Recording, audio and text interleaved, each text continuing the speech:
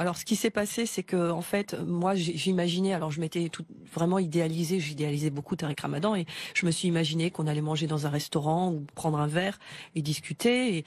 Et en puis, fait finalement, ce qui s'est passé, c'est que je suis allée à Paris, donc j'ai été reçue chez une amie au préalable, et ensuite, j'ai laissé mes affaires chez cette amie, et donc Tariq Ramadan m'appelle, donc je me dis, prends un taxi. Et rejoins-moi donc à telle adresse. Il me donne l'adresse de l'hôtel et ensuite il me dit tu vas me rejoindre directement dans la chambre. Il me donne le numéro de la chambre.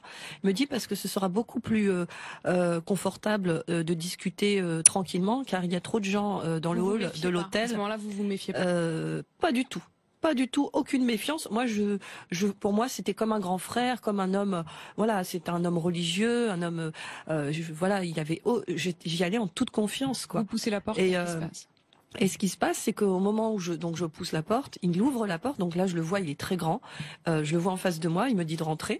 Et il avait une assiette de pâtisserie orientale à la main. Il m'en propose. Donc moi, je lui dis non. Donc ensuite, il va se laver les mains.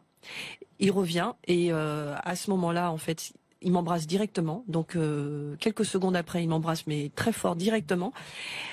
Là, je reconnais, je me suis laissé faire. Par contre, ce qui s'est passé quelques secondes après, ça a été le pire, on va dire. J'ai jamais vécu ça. Ça a été mais l'horreur. Il s'est littéralement jeté sur moi comme une bête sauvage. J'ai pas eu le temps de respirer. Je me suis retrouvée sous lui. Et tout de suite, j'ai dit non, ça va trop vite.